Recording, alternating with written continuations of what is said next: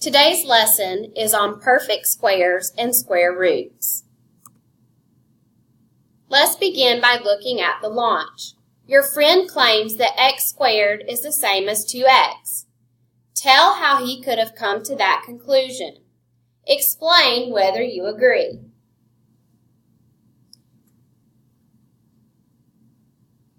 Looking at this problem, our friend thinks that x squared is equal to 2x.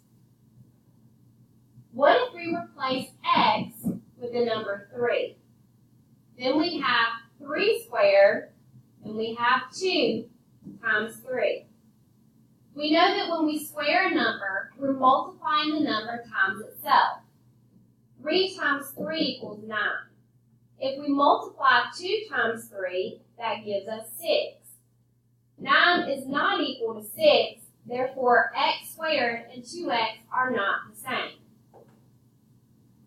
So what are perfect squares?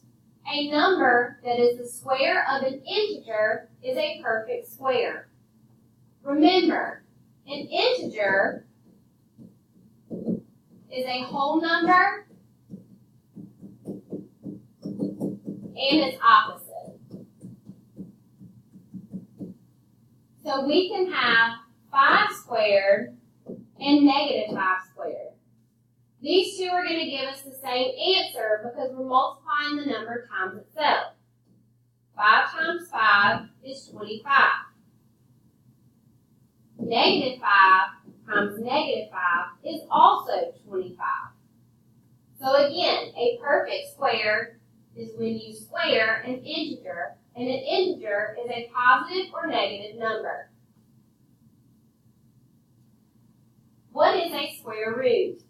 The square root of a number is another number that when multiplied by itself is equal to the original number.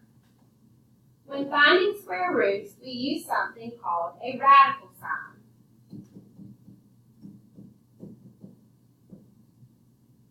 The radical sign tells us that we're finding the square root of a number. And again, to find the square root of a number, that is another number that when multiplied by itself is equal to your original number.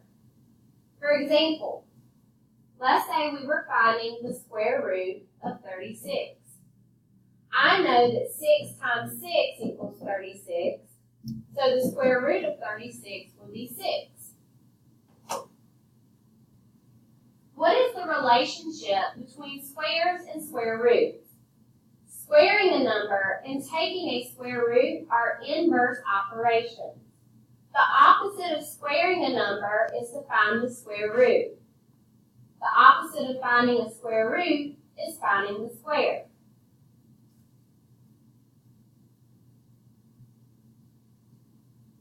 For example, I know that 7 squared is equal to 7 times 7, which is 49.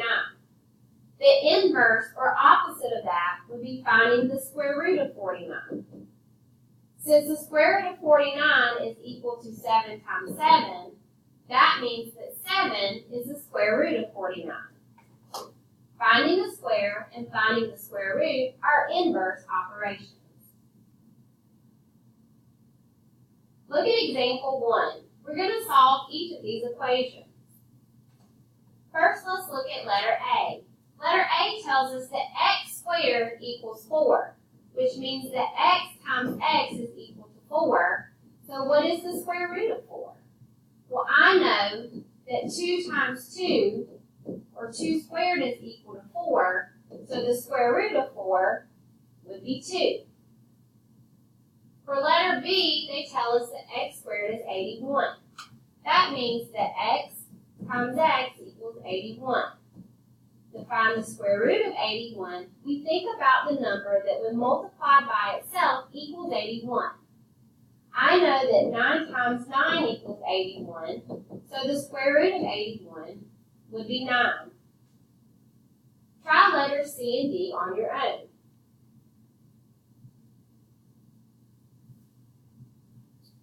For letter C, the square root of 49 would equal 7, because 7 squared, or 7 times 7, equals 49. For letter D, the square root of 16 would equal 4, because 4 squared, or 4 times 4, equals 16. Look at example 2 with me.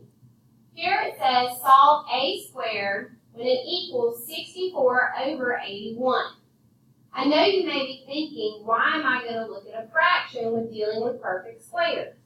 Well, let's evaluate 64 and 81. If we analyze these two numbers, we know that both 64 and 81 are perfect squares.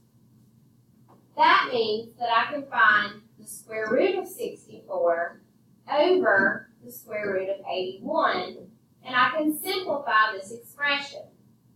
The square root of 64 is 8, the square root of 81 is 9, therefore a squared equaling 64 over 81 is 8 over 9. Solve for y squared. Again, I can find the square root of both 4 and 9. If y squared is 4 and y squared is 9, the inverse is to find the square root. The square root of 4 is 2, and the square root of 9 is 3. So 2/3 would be the square root of 4/9. In a previous lesson, we discussed how to find the square root of an irrational number. Remember, we're going to approximate the value of the square root. Example number 3 says, a company makes a small custom designed stamp that has a square image area. The image has an area of 850 millimeters squared. This symbol right here means that we're raising our power. So this is raised to the power of 2, which also means 855 millimeters squared. Letter A says, is this a perfect square? I know that 850 is not a perfect square. There's not a number that I can multiply times itself to give me 850. So in order to solve this problem, we're going to have to go to letter B, and we're going to have to approximate the length of one side rounded to the nearest tenth. So let's think about the perfect squares that are with 850. So I'm going to try to find the approximate value of the square root of 850. So I first need to think of my two perfect squares closest to 850. I know that a larger perfect square to 850 would be the square root of 900. I also know that the square root of 900 is 30.